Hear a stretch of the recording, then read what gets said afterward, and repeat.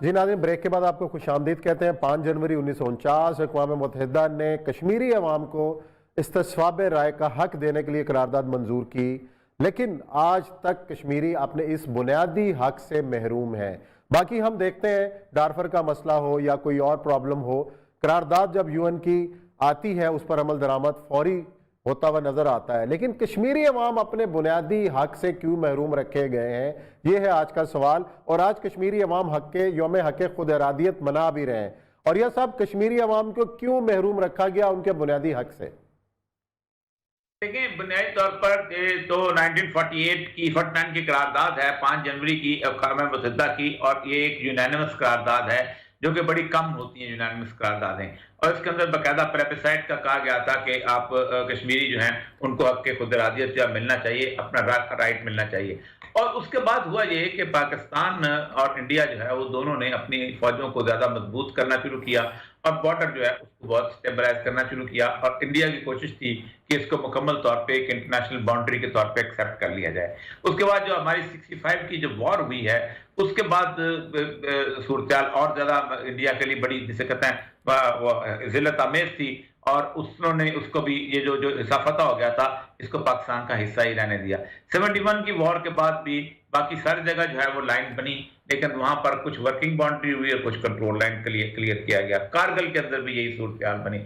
4 جنگیں ہم اس معاملے کے اندر لڑ چکے ہوئے ہیں، لیکن کشمیر کا مسئلہ حل نہیں ہو رہا۔ کشمیری بنیادی طور پر 1 لاکھ سے بھی زیادہ کی جانوں کی قربانی دے چکے ہوئے ہیں، اور یہ بہت بڑی قربانی ہوتی ہے۔ آپ خود سوچیں کہ دنیا کی کسی تاریخ کے اندر لڑنے والوں کی 1 لاکھ سے زیادہ کی قربانی نہیں ہے، قبرستان کے قبرستان ان کے بھرے ہوئے ہیں۔ مسئلہ سارا یہ ہے کہ انٹرنیشنل کمیونٹی جو ہے وہ کسی طور پر بھی انڈیا کو ناراض کرنا نہیں چاہتی، شروع دن سے اس کو ایک بگر مارکیٹ کے طور پہ لیتے ہیں، اور یہ اکنامک زون ہے اور اکنامک ورلڈ ہے اور معاشیات کی دنیا ہے، اس لیے انڈیا کے ساتھ ان کا تعلق جو ہے وہ بہت مضبوط رہا ہے۔ حالانکہ آپ سوچیں کہ انڈیا جو ہے روس کی جھولی میں ہوتا تھا، اس کے باوجود بھی امریکہ نے اس کو سپورٹ کیا۔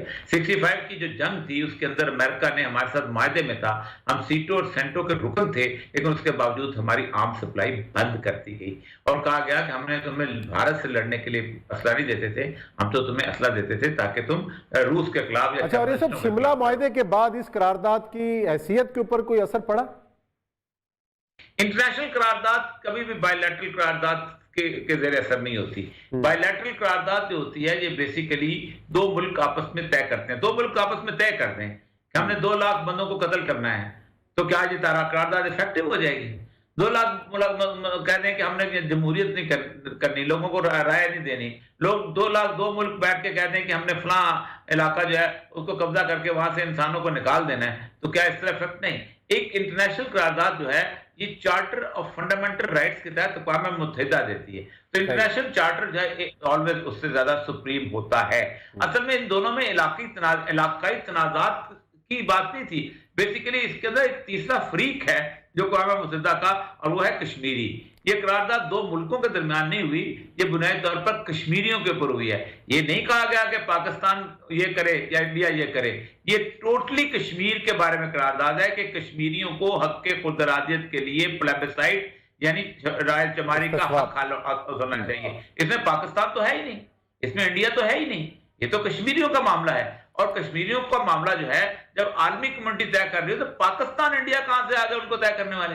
ہم نے اسی فورم سے کئی قراردادیں اور بھی منظور ہوتے ہوئی دیکھی ہیں، اس پر عمل درآمد ہوتا ہوا دیکھا ہے، تو یہ جو 2 رخ ہیں اس ادارے کے بھی اور انٹرنیشنل کمیونٹی کے بھی، ڈارفر کے بارے میں قرارداد منظور ہوتی ہے تو اس کے اوپر جو ہے وہ فوراً عمل درآمد ہوتا ہے، اس سے پہلے ایسٹ تیمور کے حوالے سے قرارداد منظور ہوتی ہے تو اس کے اوپر بھی فوری عمل ہو جاتا ہے۔ تو یہ قرارداد جو ہے اس کے اوپر آپ کو مستقبل قریب کے اندر یا چند سالوں کے اندر کو عمل ہوتا ہوا نظر آتا ہے، یا اس کو ہم فارغ سمجھیں؟ دیکھیں، ایسٹ تیمور میں عمل درآمد اس لیے ہوا تھا کہ آسٹریلیا نے اپنی فوجیں وہاں پر اتاری تھی، اور فوجوں نے جا کے انڈونیشیا والوں کو کہا تھا پیچھے ہٹ جاؤ۔ ڈارفور میں بھی عمل ہوا تھا کہ امریکنز نے انہوں نے فوجیں اتاری تھیں۔ یوگوسلاویا میں جب عمل درآمد ہوا تھا تو یوگوسلاویا میں امریکہ نے باقاعدہ سربیا پہ بمباری کی تھی، باقاعدہ یوگوسلاویا کا ہیڈ کوارٹر تباہ برباد کیا تھا، تب جا کے سربیا پہ مسئلہ سارا یہ ہے کہ امن کے لیے اقوام متحدہ کا ڈبیٹنگ کلب نہیں، ایک فورس چاہیے۔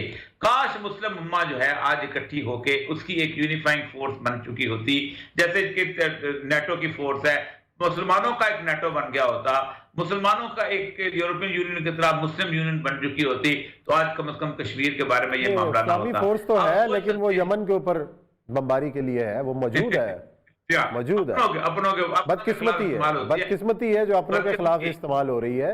तो अल्लाह ताला से तो यही दुआ है कि ये इकट्ठे होकर कोई ऐसी फोर्स बने जो मजलूम मुसलमानों के काम आ सके। और ये साहब बहुत शुक्रिया। इसी नोट के साथ हम प्रोग्राम ख़त्म करते हैं। कल इंशाल्लाह फिर मुलाकात करेंगे। अपना बहुत ख्याल रखिएगा। अल्लाह हाफ़िज़।